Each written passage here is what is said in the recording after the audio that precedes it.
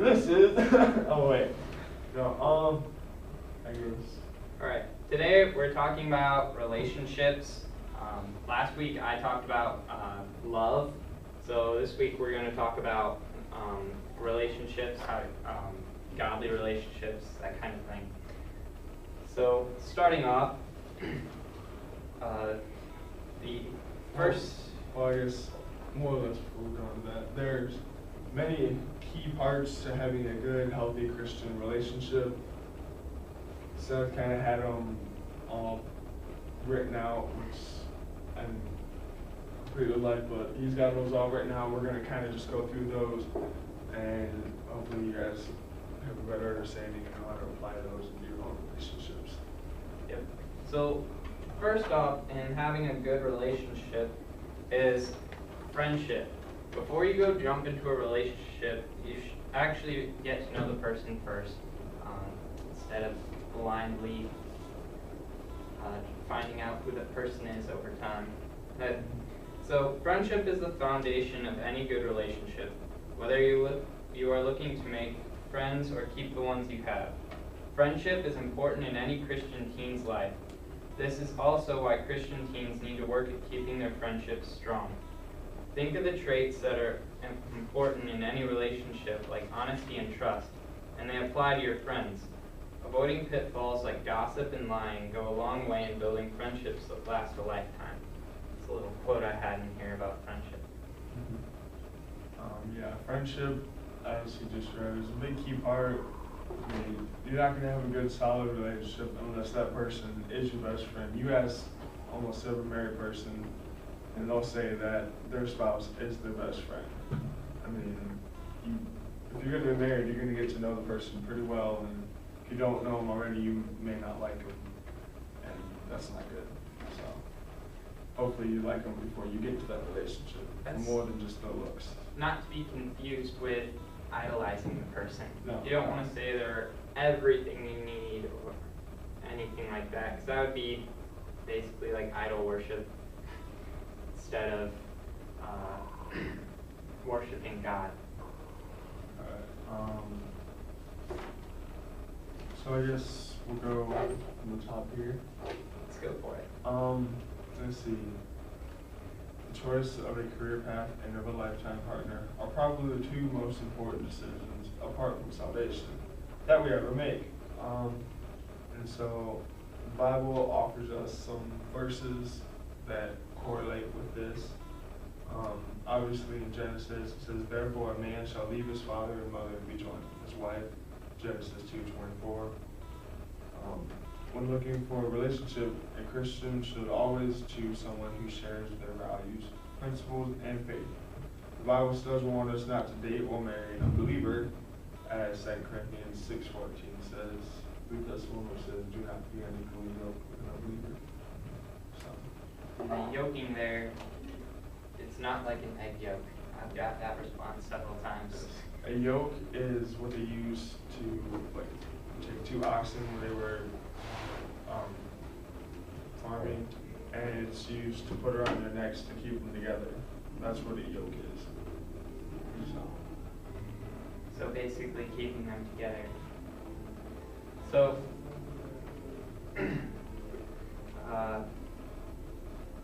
the people who have married unbelievers, non-Christians, they've realized that they can't share their faith, their walk in Christ with the unbeliever, and it's given them great pain because they can't really share the things about God with the other person. There's a big controversy with this too. The Bible does talk about a believer is not supposed to divorce an unbeliever. Would be considered sin, and then if you end up being with someone else after that, it is considered adultery. Yeah, adultery. So, go next time. Yeah.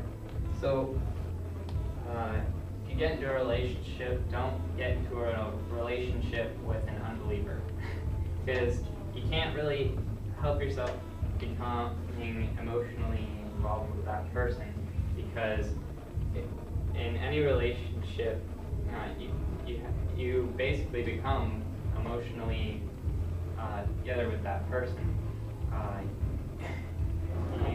If you think you can just casually have a relationship with them without getting too involved, too close, then, well, you're wrong. So that's how many bad relationships have started. Do you want to do that other quote? Which one? Oh, this one. Yes. Okay. This is one I found on the internet. I thought it was really good. I was looking through this website one time and found this really good quote. It said, "Dear world, you love your mom even when she's being overprotected. You love your dad even when he's disappointed in you. You love your siblings even when they pick on you. When you stood up in front of your family and friends, vowing eternal love, your fiancé became your family too. Sincerely, sick of 50% of marriages ending in divorce." Found that a really strong statement there. Alright, go on. If you are young, do you really think it is a good idea to go through several relationships? Do you really need the emotional hassle and constantly breaking up while still trying to deal with exams, work, parents, study, and everything else in your life? Does that lifestyle glorify God and help unity in the church or youth group? Now, this is a big thing. Like I was saying, you're so involved with a lot of things. One big thing you got to remember is people try to stay so involved in youth groups, doing stuff in the church, trying to do as much as possible. And when you're so busy, really, where's that time for God? God's not looking for you to do everything. He's looking for that relationship. And if you're really busy and you just don't have time for a relationship, then that just takes away from your relationship with God. But if you do have that time, then is when you consider this. So it's not saying you can't have a relationship. It's just saying if you can't handle the stress of a relationship, that kind of thing, then don't have one. It doesn't really glorify God if you're too stressed to worship Him or too, I don't know, just having a bad life because of the relationship. So is your relationship a blessing or a hindrance to you? I mean, if you're so busy and then you throw in that relationship, it's going to become a hindrance. So you got to weigh that in. And does this person help you get closer to God or pull you away from Him? You want someone that's going to help you build on your faith, that you guys can go to church together, you can read the Word together, you can pray together, and so you guys can build each other up through Christ. Rather, if one of you is not going to church, then that's just going to bring the other one down because you don't have that spiritual support that you would otherwise. It's like in Amos 3:3, it says, "Can two walk together unless they agree?" You're not in agreement, so you guys are going to be arguing, and that's not good for a healthy relationship. So there are two different kinds of relationships you can have. First is first is a dating relationship, kind of relationship that the world uses mostly today. Another part is courting. Courting is, I don't know, less known. I haven't heard about it that much. But courting is like when you're older than 15 usually. It's a relationship where you don't have contact like holding hands or hugging, that kind of thing with the other person.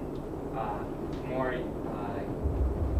you hang out with that person like in their family and get to know them that way, and to the point of marriage. Yeah, I'm sure between the fine line of dating and courting, there is a little leeway either way.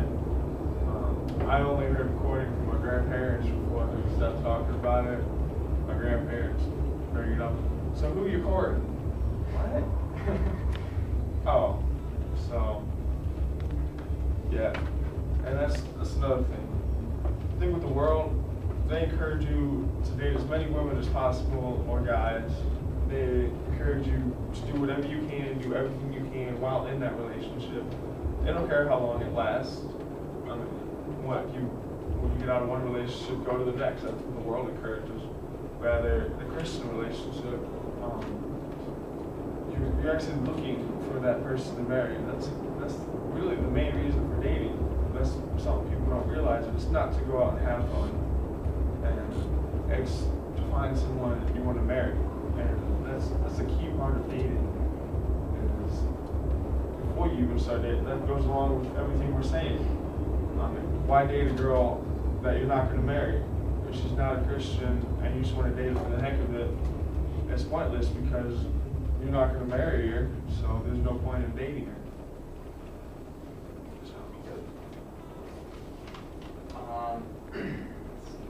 Also, you should, as I said before, get to know the person before you start dating them. The world just says, go along, date whoever you see that looks nice or whatever.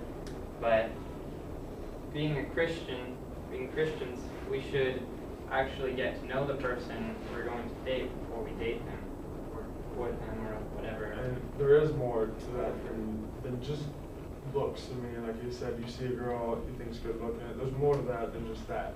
It's what's on the inside. I mean, if she's good looking, great. But if she doesn't have a good inside, if she's ugly on the inside, then there's no point in even going there. So I guess we'll go to the point one Seth has on here. Let's put God first. There's a common misconception in this world about love, as Seth talks about. You hear it everywhere about love.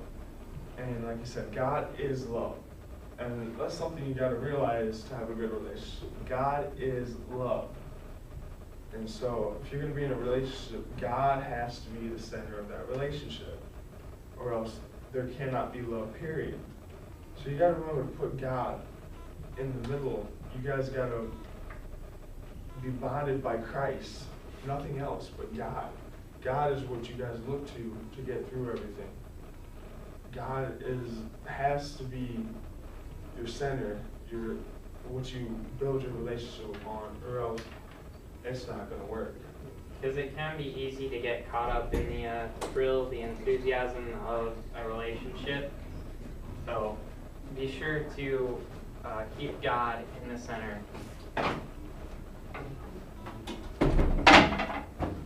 So make sure you're praying. Make sure you're reading your Bible. You guys just walked in, we're talking about dating and Relationships. Yeah, relationships. So make sure you pray. Make sure you read your Bible. Pray to God. Just ask Him, what am I supposed to do here? Is she the one? What do you want me to do here? What should I do here? I mean, go to God for these answers. God will tell you, God will lead you to what He wants you to do, to where He wants you to be. So should you number two? Yeah, number two. All right, and set standards for the relationships. That's number two. Physical standards to maintain your purity. That's usually the hardest part in any relationship. Keeping pure. As my youth pastor said, he was giving a lesson on a series on relationships too. But he said, it's not don't ask yourselves in the relationships, how far can we go? Ask, how pure can we stay? Because it's very easy to mess up on those emotional highs you get in relationships. Here's the thing. You're setting your standard here, which can be the closest thing to sex without having sex. For you guys that don't know, the medical definition of sex is any genital contact. So any genital contact is considered sex. And people will go as far as close as possible as not having sex. And you push that line, you push that too far, it's going to budge, and you're going to have sex. You're going to break that code. So why push that when you can set it up here as a good Christian standard? My youth leader, he's been talking to us about being good youth, and the world standard's here. The world standard is pushing that. The world standard is pushing that down and going into sex. We should be up here as a Christian. To begin with, we should be here. But to be good followers of Christ, to be examples, we need to be above that line. We need to be above just being a Christian, just getting by. We need to be above that and saying, no, I'm not going to do this. I'm going to stick to just holding hands or maybe just kissing. I'm not going to push it to fingering a girl, giving a guy a hand job. I'm not going to push that. I'm not going to push that. I'm going to stay pure in my relationship. I'm going to keep God first. And that is a big thing for your relationship if you want to keep a good, godly relationship. Also, if you want to, there's also point 3, it says get accountability. In relationships, I haven't heard of this much, but if you want to get accountability, make sure you're staying pure, that kind of stuff, staying with your standards. You can get maybe your parents, your youth pastor, married couple, a counselor, something like that. Share with them your standards and check back with them frequently to make sure you're staying with your standards, staying within where you want to be. I don't know. Some of you guys know my friend Shay. He moved to Archibald a few years ago. But me and him, we've always been close friends, and we still are. We hang out all the time, and we hold each other accountable in our relationships. We talk about it. We make sure neither one of us is pushing that line. We make sure we're staying above that line. We're both good Christians. We hold ourselves accountable. We hold each other accountable to holding that standard, to holding that reputation of Christ. So that is a big thing. I mean, if you're keeping to yourselves between the two of you, it's not going to work. You got to have outside people supporting you, or else you're just going to fall and crumble. Yeah, like I'm going to skip down here in my points. It says also spend a lot of time together with your friends and family, not just with two of you. Because even though it says it's important to have time where you can just talk by yourselves, that kind of stuff, but make sure you spend a lot of time with your friends and family, because usually people in relationships just focus on each other instead of actually being with their family, getting to know their family, how they treat their family, that kind of thing. Also, their family and friends, they're able to see potential problems way before you guys can, because you're love blind, as they say. And so, like I said, that person which should be your best friend, she or he, whoever, should be able to hang out with you and your friends. They should be friends with your friends. You guys should all get along. I mean, for me, one of the things I look for in a girl is she has to be someone I can just hang out with, someone that's like a good friend of mine I can just chill with. And if you can't do that, then it's not going to work.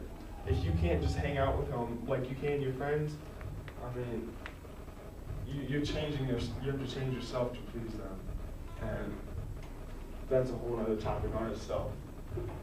But you should be able to hang out with friends and family. I mean, that just goes back to going towards marriage. I mean, once you marry them, their family is your family.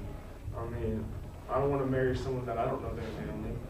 I mean, I want their family to be basic of my family already by that time. So hanging out with family and friends is definitely a big part. Mm-hmm. Definitely. And also being honest in your relationships. Don't tell lies, they never end up well. Being honest is one of the primary keys in keeping a good relationship.